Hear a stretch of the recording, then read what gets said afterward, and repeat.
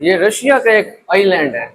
ये जितने भी आइलैंड्स नजर आ रहे हैं ना आपको, रेंजल आइलैंड, ये सारे एक आइलैंड है।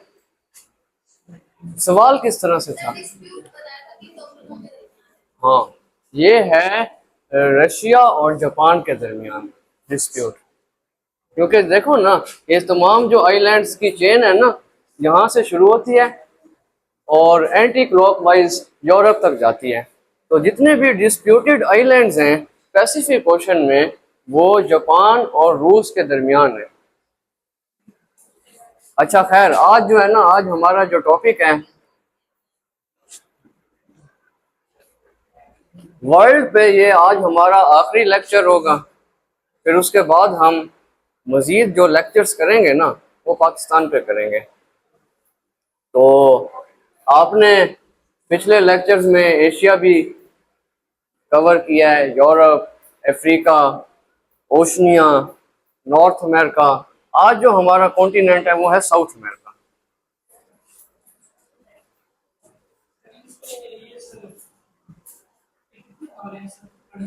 किसमें?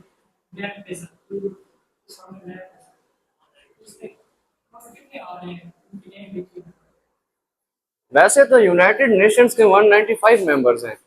अब कुछ ऐसे 195, फलस्तीन और वेटिकन सिटी को भी जब आप मिलाओगे ना तो 195 हो जाएंगे। तो हैं क्या किया? नहीं, नहीं किया और कर भी नहीं सकते। देखो, अगर आप हर मुल्क के फैक्ट और फिगर करने लग जाओगे ना, तो वो फिर और चीज़ हो जाएगी। तो इस वजह से हम वो कंट्रीज टारगेट करते हैं, 40 to 50 कंट्रीज, जो पीपीएससी, एफपीएससी और डिपार्टमेंटल टेस्ट में बार बार पूछे जाते हैं। अब मिसाल के तौर पे होनोलुलु एक जजीरा है। अब होनोलुलु के बारे में जो मैं बताने लग जाऊं, मैं तो चलो ज्योग्राफी का हूं, मैं तो बताऊंगा, लेकिन आप होनोलुलु से आपको क्या लेना देना। तो इस वजह से हम वो वाले कंट्रीज करेंगे जो बार बार रोटेट होते हैं। South America, total number of countries कितने हैं?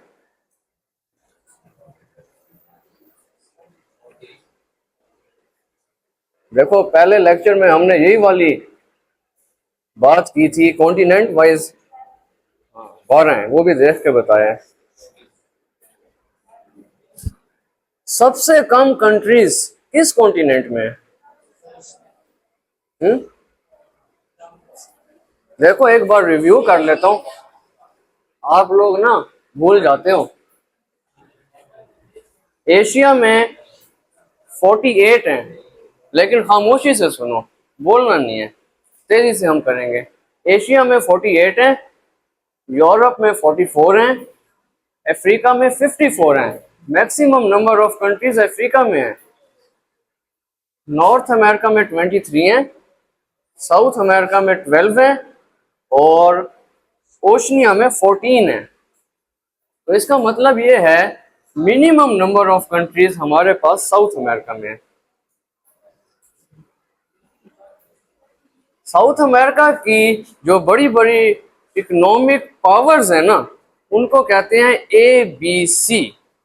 आप में से कोई डिफाइन कर सकता है व्हाट इज ABC? ये इस कॉन्टिनेंट की बड़ी बड़ी इकोनॉमिक पावर्स हैं।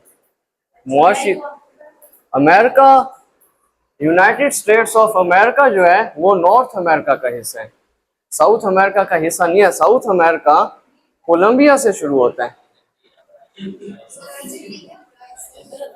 और सी चाइना, नहीं, Chile. ABC, A Argentina, B Brazil, C Chile. ये जो तीन मुल्क हैं, इनकी economic standard as compare to other countries काफ़ी बेहतर है। और आपको स्पोर्ट्स में भी और मुख्तलिफ जगहों पे भी ये तीन मुल्क ज़्यादा मिलेंगे। आपने बोलीविया का नाम बहुत कम जगहों पे सुना होगा, same, Peru, Ecuador, Venezuela, Suriname, Uruguay, Paraguay, इतने नहीं सुने। लेकिन अर्जेंटीना, सबको पता है मेसी का ताल्लुक अर्जेंटीना से है। ब्राजील 5 बार फीफा वर्ल्ड कप जीती है। और चिली। ये 3 मुल्क जो है ना आपको इकोनॉमिक स्टैटिस्टिक्स में मिलेंगे, ABC। ये सिर्फ ना साउथ अमेरिका के बारे में बल्कि ओवरऑल अगर हम वर्ल्ड ज्योग्राफी करें ना तो ABC पावर्स कहते ही इन्हीं 3 मुल्कों को हैं। अब हम इनको अलग अलग करते हैं। सबसे पहले हम करते हैं इस कॉन्टिनेंट का सबसे बड़ा मुल्क, आबादी के लिहाज से भी और रकबे के लिहाज से भी, जो कि दुनिया का रकबे के लिहाज से 5वां बड़ा मुल्क है, ब्राजील। 85 लाख स्क्वायर किलोमीटर इसका एरिया है। और इसका कैपिटल कौन सा है ब्राजील का? ब्राजीलिया। ब्राजील के जो नेबरिंग कंट्रीज हैं, सिर्फ 2 मुल्क इसके नेबर में नहीं है, एक चिली और एक एक्वाडोर। बाकी जितने भी कंट्रीज हैं इस कॉन्टिनेंट के, ये तमाम ब्राजील के नेबरिंग कंट्रीज हैं। इसका मतलब कि ब्राजील के जो नंबर ऑफ नेबरिंग कंट्रीज हैं वो हैं 10 मुल्क हैं ब्राजील के। ब्राजील का इंटरनेशनल बॉर्डर 10 मुल्कों के साथ लगता है। अब सवाल इसमें यह भी आ सकता है कि कौन से 2 मुल्क नहीं है, वो नक्शा आपको बता रहा है, चिली और एक्वाडोर। ये 2 मुल्क ब्राजील के नेबर में नहीं है।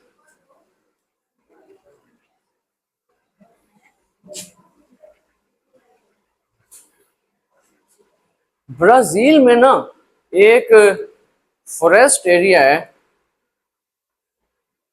58% जो ब्राजील है वो फॉरेस्ट कवर है, और 42% जो है ना वो वहाँ शहर हैं, वहाँ और कल्टीवेशन वगैरह की जाती है। यानी ये ऐसा मुल्क है जहाँ फॉरेस्ट कवर 50% से ज़्यादा है। तो वो कौन से फॉरेस्ट है? अमेज़न, बिल्कुल। More than 50 lakh square kilometre Amazon का एरिया है। यानी इतना एरिया सब कॉन्टिनेंट का नहीं है जितना अमेज़न का है, 50 लाख स्क्वायर किलोमीटर। अमेज़न की जो ग्रीनरी है या उनके ट्रीज हैं उसे कहते हैं सेल्वास। ये भी मैंने PPSC में देखा है, सेल्वास। जब भी स्पेसिफिक टर्म सेल्वास की यूज होगी तो वो पॉइंट आउट करेगी अमेज़न के रेन फॉरेस्ट को। सेल्वास, एस से लिखा जाएगा, सेल्वास। ये इक्वेटर के साथ साथ और ये तमाम एरिया अमेज़न रेन फॉरेस्ट है। Amazon rain forest.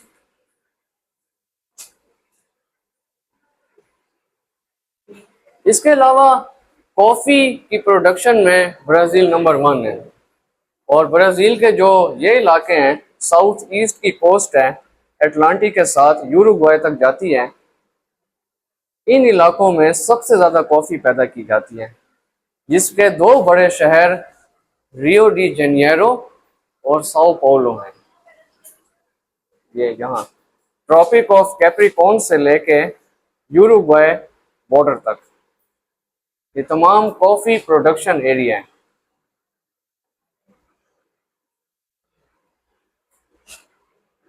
दो बड़े शहर रियो डी जेनेरो और साओ पाउलो, जो ब्राज़ील के 2 बड़े शहर हैं और इस कॉन्टिनेंट के भी 2 बड़े शहर हैं, वो दरअसल यहीं लोकेट करते हैं, इसी रीजन में।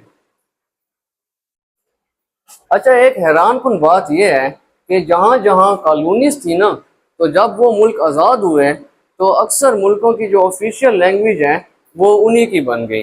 अब जैसे मिसाल के तौर पे मैक्सिको है, नॉर्थ अमेरिकन कंट्री है, मैक्सिको में कब्जा था स्पेनिश का, तो इन्होंने स्पेनिश से आज़ादी हासिल की। मैक्सिको की ऑफिशियल लैंग्वेज स्पेनिश है। अब ब्राज़ील कितना बड़ा मुल्क है, लेकिन इसकी ऑफिशियल लैंग्वेज पोर्टुगीज़ है, पुर्तगाली ज़ुबान है। हालांकि पुर्तगाल एक छोटा सा मुल्क है यूरोप में, लेकिन क्योंकि पुर्तगाल का ब्राज़ील पे कब्जा रहा तो इनकी नेशनल लैंग्वेज, ऑफिशियल लैंग्वेज पुर्तगाली है। सेम कंडीशन अगर हम यूरुग्वाई की बात करें, Spanish, Argentina Spanish, Chile Spanish, majority of South America Spanish. इनकी अपनी जबान है ही नहीं, है तो वो बहुत ही लिमिटेड बोली जाती है।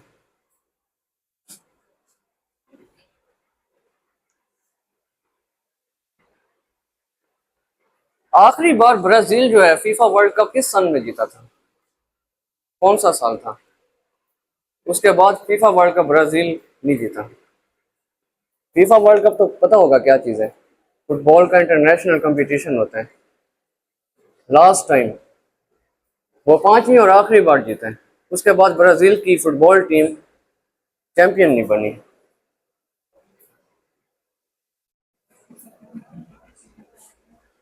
दो 2002 में, लास्ट टाइम 2002 में ब्राजील फीफा वर्ल्ड कप जीता 5वीं बार।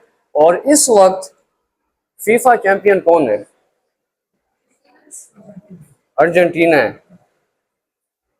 बिल्कुल ठीक है, अर्जेंटीना। मेसी, मेसी एक बड़ा नाम है, इसका ताल्लुक अर्जेंटीना से है। मैराडोना ये भी अर्जेंटीना का था। अच्छा, अब ब्राजील से हम अर्जेंटीना की तरफ आते हैं। अर्जेंटीना कैपिटल, कौन सा कैपिटल है अर्जेंटीना का? कैपिटल तो कम से कम याद रखो ना। 195 मुल्क जो सर करने जा रहे हो, तो 40 से 50 मुल्कों के तो कैपिटल आने चाहिए ना। अर्जेंटीना का कैपिटल कौन सा है?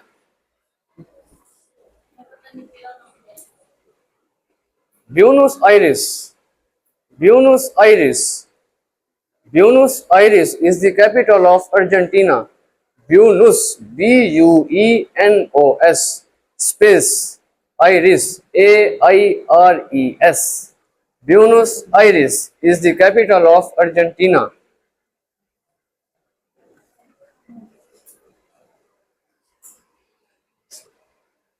अर्जेंटीना की खास बात यह है कि दुनिया का लॉन्गेस्ट माउंटेन रेंज एंडीज वो अर्जेंटीना और चिली की बॉर्डर से इस फुट से शुरू होता है और चलता चलता बोलीविया, पेरू, एक्वाडोर, कोलंबिया तक चला जाता है।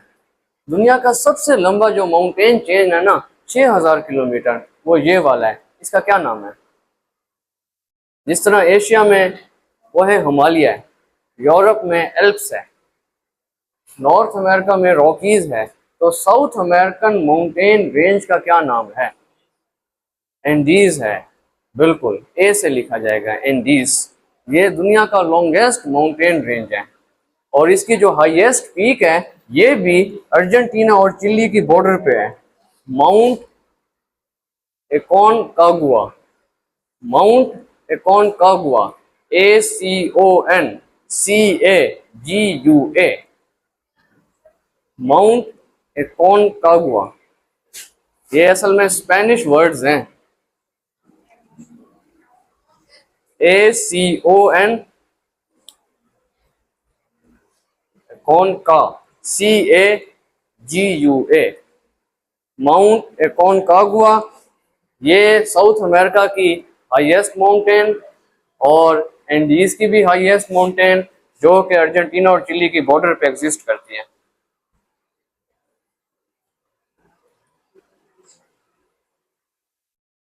अच्छा, अर्जेंटीना ना कुछ आइलैंड्स को क्लेम करता है कि ये हमारे इलाके हैं। जैसे हम क्लेम करते हैं कश्मीर को, जूनागढ़ को, रन ऑफ कच्छ को, इस तरह अर्जेंटीना क्लेम करता है इन आइलैंड्स को। ये फाकलैंड, साउथ जॉर्जिया, इन आइलैंड्स को क्लेम करता है कि ये अर्जेंटीना के इलाके हैं, लेकिन इन पे कब्जा यूके, यूनाइटेड किंगडम का है।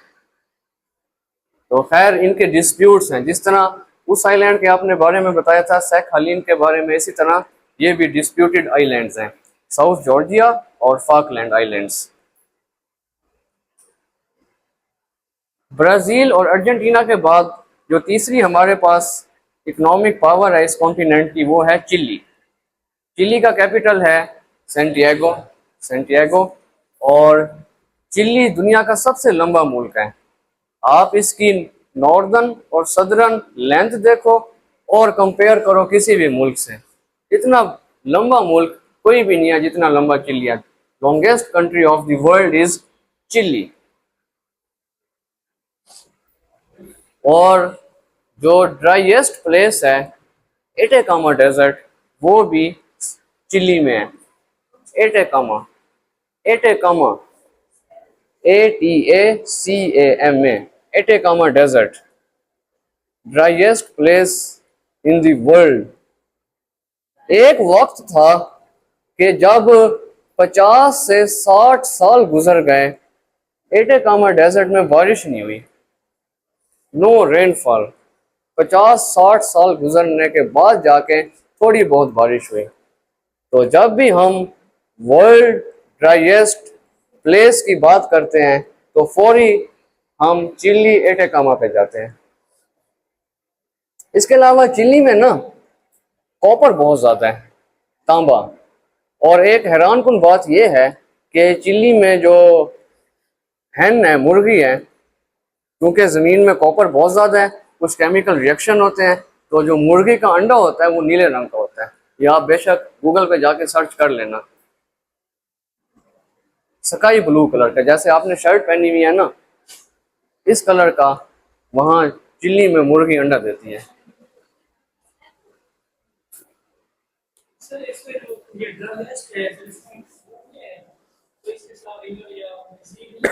बिल्कुल है। ये देखो ओशन है, पैसिफिक ओशन। लेकिन जितनी भी यहाँ से विंड्स आती हैं वो कोल्ड विंड्स हैं, वो रेनफॉल नहीं बरसाती। रेनफॉल तो वो बरसाएगी जो बादल लेके आएगी और मॉइस्चर होगी उसमें। यहाँ तो मॉइस्चर ही नहीं होती। और फिर दूसरी बात है कि ये माउंटेन रेंज है एंडीज का, तो इस तरह की फिजियोग्राफी की वजह से जो ये रीजन है ना, ये बिल्कुल ही ड्राइएस्ट बन गया। अच्छा, मजीद ब्राजील, अर्जेंटीना और चिली के बाद हम छोटे छोटे और मुल्क कर लेते हैं। यूरुग्वाई, इसका कैपिटल मोंटीवीडियो। पैराग्वाई और बोलीविया, ये इस कॉन्टिनेंट के दो लैंडलॉक कंट्रीज हैं। अच्छा, बोलीविया के ना दो कैपिटल्स हैं, कौन कौन से? एक लापाज है और एक सुकर। ये दो कैपिटल्स हैं। चंद एक मुल्क हैं जैसे श्रीलंका है, इसके दो कैपिटल्स हैं। बोलीविया है, इसके दो कैपिटल्स हैं। साउथ अफ्रीका है, इसके 3 कैपिटल्स हैं। तो लापाज और सुकर, ये दो कैपिटल्स हैं। अच्छा, फिर पीरू है, पीरू का कैपिटल लीमा है। फिर ऊपर एक्वाडोर है, क्योटो। फिर कोलंबिया है, बोगोटा। फीफा वर्ल्ड कप 2010 में ना एक सिंगर थी शकीरा, उसने गाना गाया था वका वका, उसका ताल्लुक ना कोलंबिया से है। बड़ा हिट हुआ था गाना वका वका। अफ्रीका में वो वर्ल्ड कप हो रहा था, साउथ अफ्रीका में। तो बाद में उसने एक स्पेनिश फुटबॉलर था, उससे शादी की और अपना घर बसाया। अच्छा, फिर कोलंबिया के साथ एक और मुल्क है वेनेजुएला। वेनेजुएला में सबसे ज्यादा ऑयल रिजर्व्स हैं। वो अलग बात है कि सऊदी अरेबिया में ड्रिलिंग ज्यादा होती है, निकाला ये जाता है, लेकिन सबसे ज्यादा ऑयल रिजर्व्स वेनेजुएला के पास है। लेकिन वेनेजुएला में ड्रिलिंग इतनी नहीं है।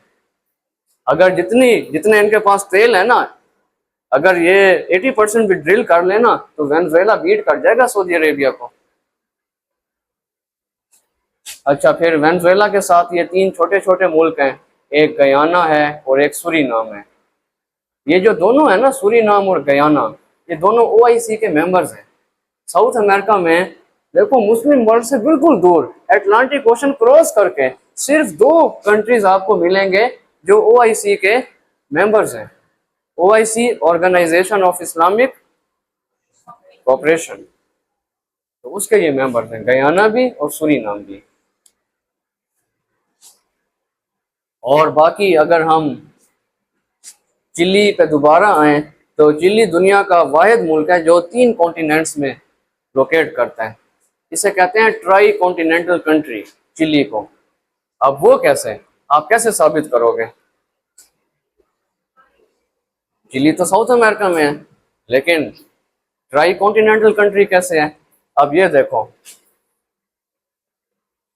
ये तो साउथ अमेरिका में है, एक कॉन्टिनेंट तो हो गया। चिली के कुछ आइलैंड्स में जो टोटली चिली के पास है, डिस्प्यूट नहीं है, ये ओशनिया में फॉल करते हैं, जैसे ईस्टर आइलैंड। दो कॉन्टिनेंट्स हो गए, और कुछ आइलैंड्स इसके नीचे अंटार्कटिका तक चले जाते हैं। तो Chile basically South America, Oceania और अंटार्कटिका में फॉल करता है? तुर्की दो में है, तीन में तो नहीं है ना। रशिया दो में है, तीन में नहीं है, लेकिन ये वाहिद मुल्क है जो तीन में है।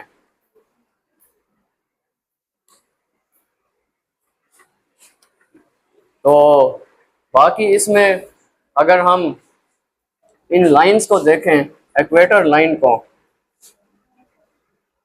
तो आप साउथ अमेरिका को देख सकते हो कि इसका जो मेजर पार्ट है वो सदर्न हेमिस्फेयर में है।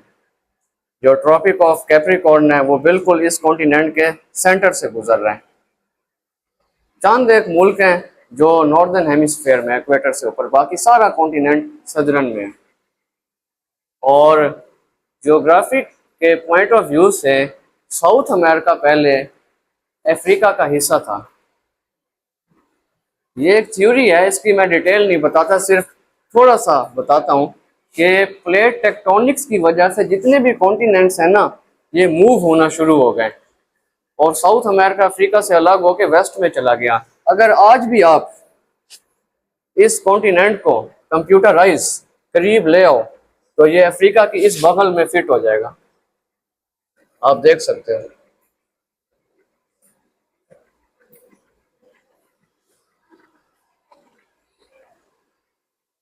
हैं तो अफ्रीका ईस्ट की तरफ मूव कर गया, साउथ अमेरिका वेस्ट की तरफ मूव कर गया, बीच में गैप बन गया जिससे अटलांटिक ओशन बन गया। तो ये आज का हमारा कॉन्टिनेंट था साउथ अमेरिका। इसके कुछ मैंने आपको इम्पोर्टेंट पॉइंट्स शेयर किए हैं।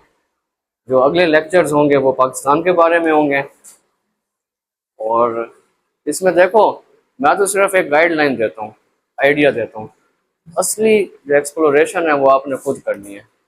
अगर आप 50 से 60 मुल्कों को कवर कर जाते हो तो इसका मतलब ये है कि आप मेजॉरिटी ऑफ कंट्रीज को कवर कर जाओगे। बहुत कम ऐसा चांस होता है कि किसी छोटे मुल्क का कैपिटल पूछ लिया जाए, वरना ज़्यादातर जो है ना, जो पीपीएससी और एफपीएससी रोटेट होती है वो 50 से 60 मुल्कों के गिर्द ही होती रहती है। तो कैपिटल्स मोस्ट इम्पोर्टेंट हैं, ये आपको आने चाहिए। और मैप रीडिंग एक ऐसा एलिमेंट है, ऐसा सेगमेंट है जो आपकी काफ़ी सारी इंफॉर्मेशन को जो है ना, एक कहते हैं ना समुंदर को कूजे में बंद करना, तो ये समुंदर को कूजे में बंद कर देगा, बजाय कि आप अलग अलग लिस्ट करो।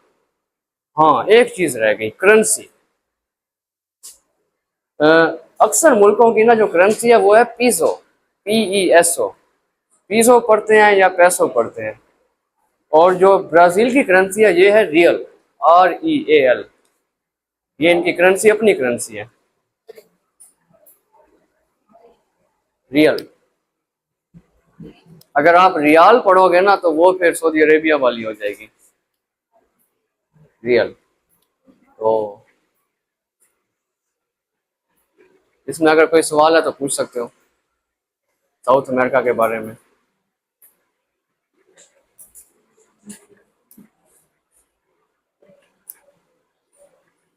ठीक है, क्लियर है, कोई क्वेश्चन नहीं है?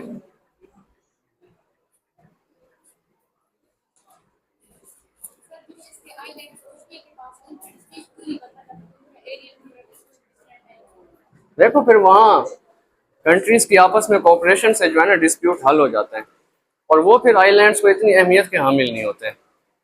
कुछ ऐसी जगह होती हैं कि वो खाली जजीरे पड़े हैं। अब जो ये वाला हब है, ये तो एक मेजर ट्रेडिंग रूट है, इसकी वजह से यहाँ डिस्प्यूट ज़्यादा हैं। तो यहाँ अब खुले समुद्र में किसी ने क्या करना है, ज़्यादा से ज़्यादा शिप थोड़ी देर के लिए खड़ा हो जाएगा, फिर आगे चला जाएगा। अगर आबादी भी है इन जज़ायर पे, तो किसी जजीरे पे 100 में है, किसी जजीरे में 1000, 1500, 2000, कितनी आबादी है। ठीक है, चलो फिर।